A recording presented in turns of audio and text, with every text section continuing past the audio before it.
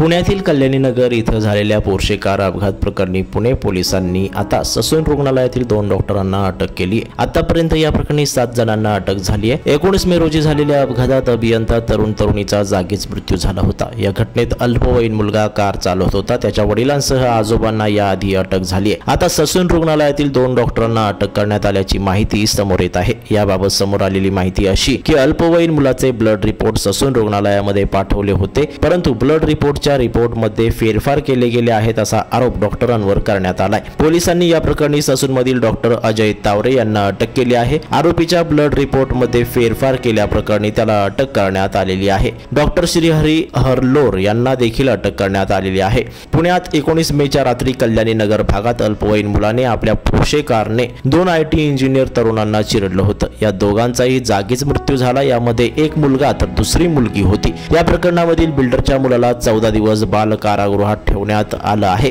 पोलिसांनी मुलाचे वडील विशाल अग्रवाल आणि आजोबा सुरेंद्र अग्रवाल यांना ताब्यात घेतलंय। पुणे पोलीस आयुक्तालयामध्ये विशाल अग्रवाल, सुरेंद्र अग्रवाल आणि अपघात झाला त्यावेळी गाडीत असलेला ड्रायव्हर यांची एकत्र चौकशी होणार आहे।